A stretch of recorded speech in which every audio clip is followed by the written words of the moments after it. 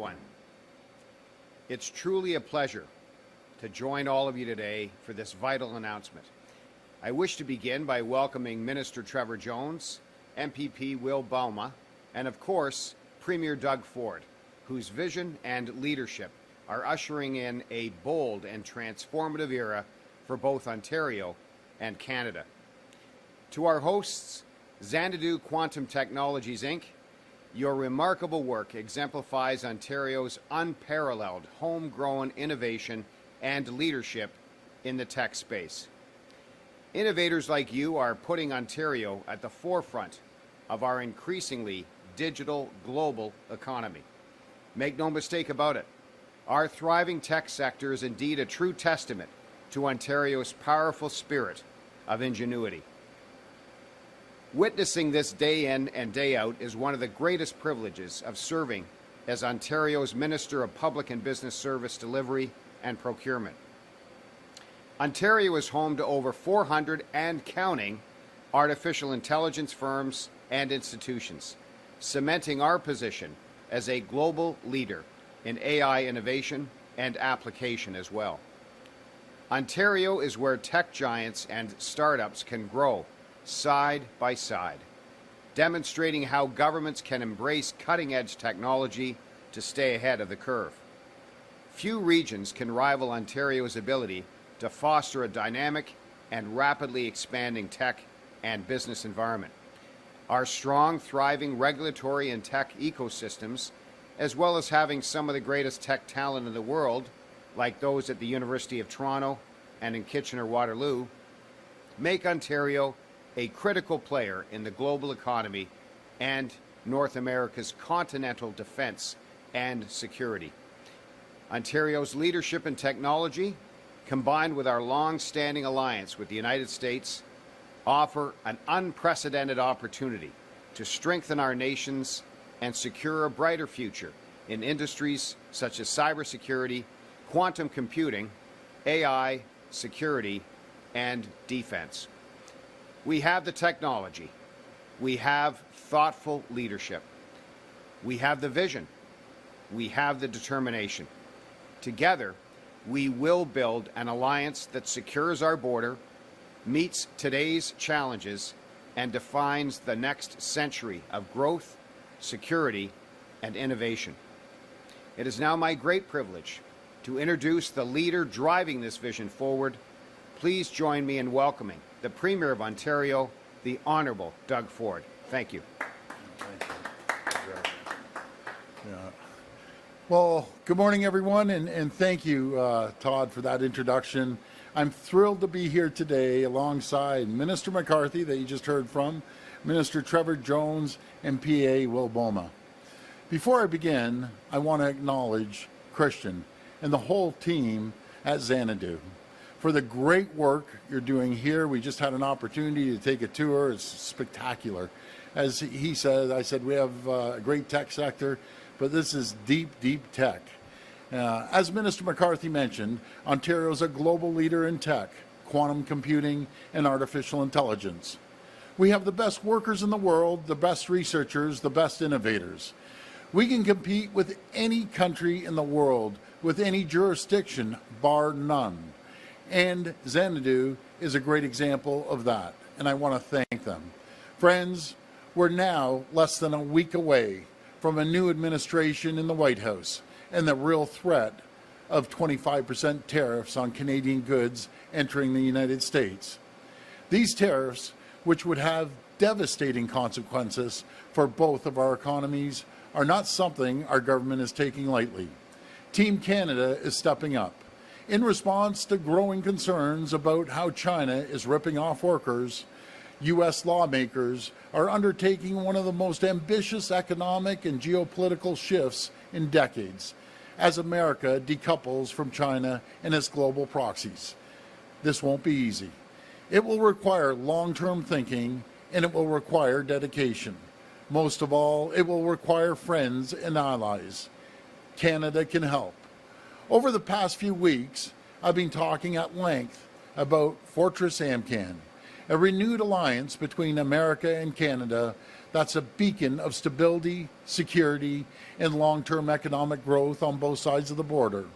Fortress AMCAN would be a true partnership, one that respects each country as proudly independent, with alignment on shared priorities: free, fair, and balanced trade, economic growth, accelerated resource development, and energy security to power economic growth on both sides of the border. For Fortress AMCAN to succeed, Canada needs to demonstrate that we take our shared national security seriously by protecting AMCAN air, land, Arctic, water, and communities. It's why I continue to urge the federal government to present a more credible plan that invests more in Canada's military, to meet and exceed our 2% NATO commitment, including by investing in the future of NORAD and NORAD base restorations. And it's why Ontario launched Operation Deterrence, with 200 dedicated Ontario provincial police officers working with fixed-wing aircraft, helicopters, boats, patrol vehicles, and foot patrol to deter and detect illegal border activity. But we can and must do more. Ontario is uniquely positioned to help Canada and the U.S. meet our shared national security objectives. As part of its increased investments in Canada's military, I'm urging the federal government to work with Ontario, the province's 400 artificial intelligence firms, and our tech and quantum computing firms to develop the next generation of defense technologies. As we leverage Ontario's world-class skills and expertise to solve the security challenges of today and tomorrow, Ontario researchers, Ontario innovators can and should be on the front lines of developing cutting-edge technologies that support the future of autonomous aerial and underwater vehicles, to support our militaries and help further secure our border. The federal government also needs to crack down on illegal immigration with the investments in enhanced biometrics capabilities at Canada's point of entry, including better tracking of entries and exits across Canada's borders. And friends, security extends to our northern frontier as well. Canada's Arctic plays a critical role in our national defense and sovereignty. To secure our Arctic, we need the federal government to continue expanding Canada's shipbuilding capacity, including at Ontario facilities, to build new icebreakers and other equipment that can operate in extreme conditions and assert Canada's sovereignty in the region. Friends, I want Canada and America to be the richest, most successful, safest, most secure, and most prosperous countries on the planet. Fortress AMCAN is how we do it. It won't be easy, and it won't happen overnight. But we owe it to our workers in Ontario, across Canada, and the U.S. to act now. Together, let's stop wasting time talking about a merger that is never going to happen, and instead focus on our efforts on restoring the pride of Made in Canada and Made in America. Let's be unapologetic as we stand up for Canadian and American workers against the world. Together, let's usher in the new American and Canadian century. Let's build Fortress AMCAN. Thank you to everyone joining us today, and may God bless the people of Ontario. Thank you. We will now open the floor for questions from the media. Please come to the mic and state your name and outlet. Just a reminder, it's one question and one follow-up. First question. Hi, good morning, Premier. It's Jessica from the Trillium. I want to ask you about the money that you say you might have to spend in response to Trump's tariffs. How much money may you have to spend in response to those tariffs? Yeah, great question. It all depends on the amount of tariffs, what sectors they're affecting. But I was getting numbers yesterday from the ministries. It could cost 500,000 jobs. This is serious. It's unprecedented. And let's hope it doesn't cost 500,000 jobs. But we need the ability to go in there and support the sectors and the people to make sure we protect Ontario and return Canadian jobs as well right across our country. Okay. And how will you spend the money? Are you thinking of creating some kind of CERB-like thing to, help people who've lost their jobs? Are you going to be doing stimulus spending, targeted money to sectors that are affected? What's on your radar? Well, we'll determine that when we see the tariffs come at us and what sectors and what needs, and it's really a good conversation that needs to be had once these tariffs come in. Sit down with the sectors and ask what they need the most. Morning, Premier. Rob Ferguson, Toronto Star. Hi, Rob. Just wondering, you keep talking about a leadership vacuum in Ottawa Yes. at a critical time. So Yes.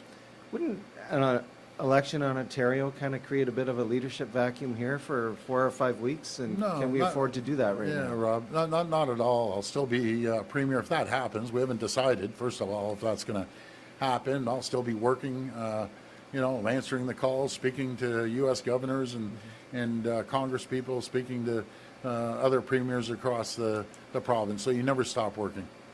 All right, and back to the question about how much money might end up being spent in supports. Do you see that going to companies? Do you see it going to workers? I mean, we already have a federal unemployment insurance system, so do you see that as taking care of workers, whereas the province would need to do something to support businesses? How could that shake down?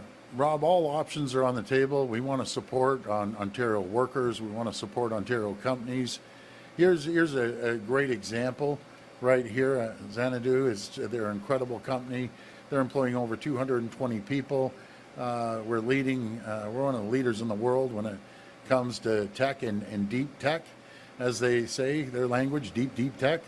And those are the areas that we want to protect manufacturing jobs. These tariffs will affect every single person. Even if they don't think they're tariffed in their sector, it's going to indirectly affect them. It's not going to be good. I'll tell you that right now. It's no different than when we were facing the pandemic. Companies were struggling. We stood up and made sure that we take care of the workers and the people of Ontario, and that's exactly what we're going to do. Premier Lane from CBC. You just mentioned the pandemic. I'm curious how you see the need for a mandate with this stimulus spending as different than during the pandemic. Well, it's very, very simple. It was a worldwide pandemic. We had, for the first time in Ontario, unanimous consent on a budget, and I can't say that would happen again. We're looking at spending tens of billions of dollars right now. It's very, very local per se. It's going to be our province that's going to be affected more than any other jurisdiction in the country. We're the ones with the target on our back. We're the ones that the U.S.-elect President Trump is looking at, because we're the manufacturing powerhouse in Ontario, but we're a manufacturing powerhouse across North America. I want to work with our American counterparts. I want to work with businesses on both sides of the border to grow and make us the most prosperous 2 countries in the world, the safest 2 countries in the world. That's what I want to do. When it comes to Fortress AmCan, there's a lot of, ambitious, kind of high-level goals here. So I'm curious, what do you see as the most realistic and achievable from what's within Ontario's jurisdiction? Well, I think we're such a diverse economy. There's very few, states or provinces that is as diverse as Ontario is. You look right here at the tech sector, at the life science sector, at the automotive sector, and the mining sector, and obviously the energy sector, and that's just to name a few. We can build anything here in Ontario, as I mentioned in my speech here, that shipbuilding. We need to build ships for the federal government to protect our Arctic. We can build helicopters, planes, ships, kayaks, you name it. We can build anything here. Hi, Premier. Jeff Gray, Globe and Mail. Hi, Jeff. Just following up some of the other questions. When you meet with when the premiers and you yourself meet with the federal government, with the Prime Minister tomorrow, yeah. you're going to be talking about retaliatory tariffs. Are you also going to be talking about federal spending of the kind you're talking about, stimulus spending or support for workers? And Yes, is there a dollar figure or an amount that you're looking for? Well, we're going to look at their numbers right across the country, but I'm going to encourage them to do the same thing as they did in the pandemic. When companies are hurting, people are hurting, it's our responsibility as leaders in this province to step up and protect the people. I'm here to protect every single Ontarian. I'll use every tool in my toolbox to protect Ontario and the people and protect their livelihoods. That's what I'm going to do. And picking up on some of the stuff you've mentioned today about defense cooperation, this kind of thing, there are people who say that, and also with your Fortress AMCAN concept, which you're pitching cooperation with a country whose incoming president is talking about using military force against a country with which it has an alliance, talking about an economic attack, those are your words, on our country that could be devastating. There are people who say that, and they said this for decades, that Canada needs to diversify its partners, economic and otherwise, and get away from its reliance on the United States. Doesn't the current situation actually point Canada in that direction? Well, we're always out there meeting with all sorts of countries, making sure that we have a great trading partner. But our closest allies and friends, are the U.S. We're so much stronger together when we share the same values, and economically we share the same values. Jeff, I just got to correct you. I thought I heard you say military force. I've never heard the president say military force, economic. He did not rule out using the military to take Greenland from Denmark. Okay, good who point. was I in thought you were NATO. talking about Canada. I apologize. Which is a bit strange. Yeah, good point, Jeff. I didn't hear him say it about Canada, but go ahead. Hi, Premier. Alison Jones with the Hi, Canadian Alison. Press. In response to Jessica's question, you had said that ministry officials told you the tariffs could cost about 500,000 Ontario jobs. 450 to 500. Okay. At max. Did they give you, I know you've talked about needing to spend tens of billions of dollars to counter those effects. Did they give you a ballpark range, anything more specific than that? Well, really, it determines on what sectors are going to be tariffed, right? The ones that are going to be heavily tariffed, we're going to have to be there to support them. And we'll find out on January 20th, January 21st. But we have everything in order here in Ontario. We need the federal government to step up with a solid plan for securing our border, to make sure they get their 2% NATO commitment. You know, we heard a number thrown out there, $1.3 billion for our border protection. I've yet to see anything, nothing at all. Minister McGuinty, he needs to come out of hiding and get out there and start voicing his plan to the Canadian public, plus the U.S. So we need to find out where $1.3 billion is going. And you said yesterday that you would sort of look to see the impacts of the tariffs, look to see where they are before deciding whether you need to call an early election or not. Do you have an idea of how much time you're going to give it? Are you going to see for days, for weeks, for months? Yeah, well, let's see what happens. I think he's going to try to slow roll it. I could be wrong what he's going to do, because no one can predict what he's going to do. He's very unpredictable. But I can tell you one thing. I've been saying it for months now. I think I was the only one saying it. These are coming. These tariffs are coming. It was like, pulling the fire alarm for the last few months, saying they're coming. So we're ready.